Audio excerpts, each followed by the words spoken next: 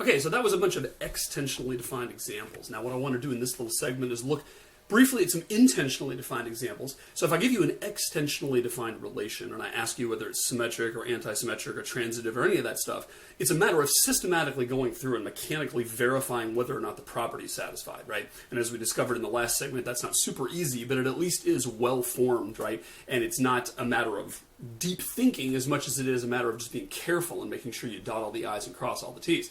Now, if I give you a relation that's intentionally defined, I'm not specifically delineating what all the ordered pairs are. So then if I ask you, is this going to be a reflexive or a transitive or whatever relation, it's a matter of thinking it through and saying, does it logically make sense that the transitive or reflexive or symmetric or whatever property would always hold in this case? So let's do a little examples of that. So here's some quick review here. Let's let B be the set of boxers, okay, prize fighters in history.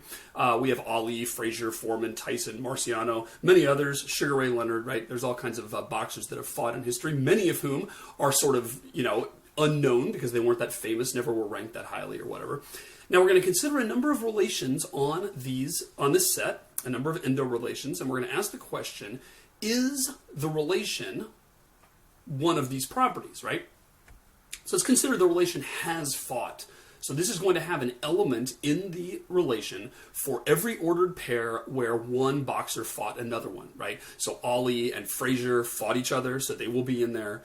Ali and Marciano never fought each other, much to the chagrin of boxing fans who think that those two were probably the greatest ever and would have loved to see a showdown between them. But at any rate, it never happened because they were from different eras. So a question, is that relation reflexive? Stop the video and figure it out. Clearly not, because no one has fought themselves. That'd be a pretty boring bout, right? What about symmetric? Is it a symmetric relation?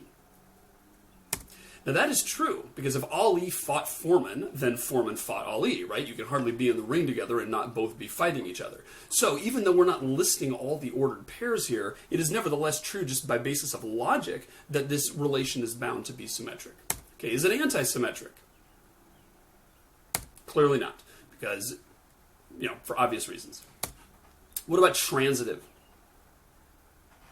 That's also not true. It is true that Ali fought Frazier, and Frazier fought Foreman, and Ali fought Foreman, but that does not necessarily hold in all cases, and it certainly isn't the case that just because somebody faced someone in a bout and that person faced someone else, that means necessarily the first person did, right? That's not likely to be the case. Therefore, it's not transitive, even if we can find some examples.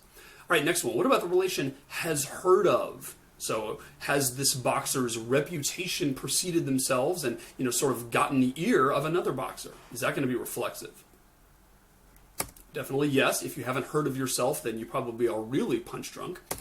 Is it going to be symmetric? No, it's not. If I've heard of you, that doesn't necessarily mean you've heard of me. There are all kinds of fighters that never really made it in the top ranks, all of whom heard of Muhammad Ali, but that doesn't mean Muhammad Ali had heard of all of them, right? So that's definitely not going to be symmetric. Is it going to be anti-symmetric? Clearly not, because the reverse is not going to be true either. Therefore, this is going to be an asymmetric relation, which, like I said in a previous segment, most relations are, right? It's sort of an interesting and important and magical thing if it turns out to be symmetric or anti-symmetric. Most of the time it's going to be neither. And then what about transitive? Clearly not the case either. If I've heard of you and you've heard of someone else, that doesn't necessarily mean that I've heard of that someone else. How about has defeated? So they fought in a boxing match and one came out on top. Is that relation going to be reflexive? Obviously not, because you never face yourself in a boxing match, right? What about symmetric? That's not going to be true. If I've defeated you, that does not mean that you've defeated me by any means. In fact, normally that's not going to be the case. What about anti-symmetric?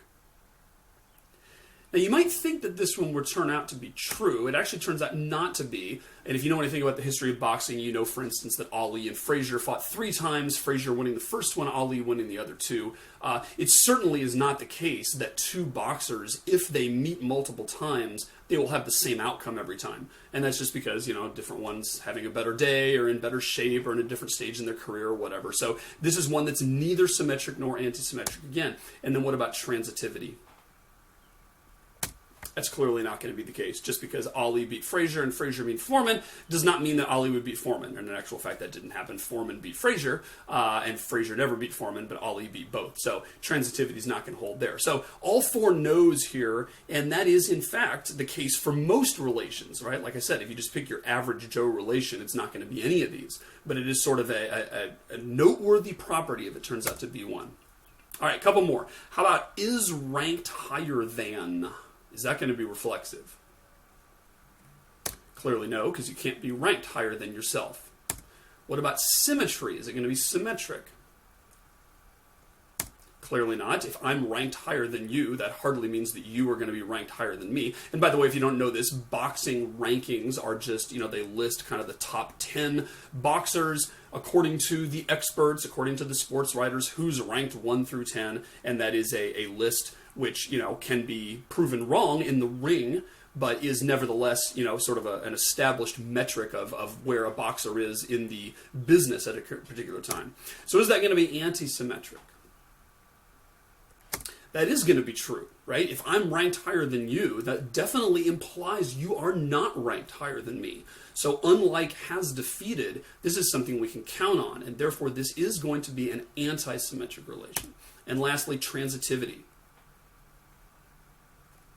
Yes, that is going to be the case. If I'm ranked higher than you and you're ranked higher than this other person, I am definitely going to be ranked higher than that other person. It can't possibly be otherwise. And that's because rankings is an order, right? And therefore anti-symmetry and transitivity are both things that are always going to be a property of an ordered set according to the mathematical definition of order. All right, last one. What about the is in the same weight class as relation? Is it going to be reflexive?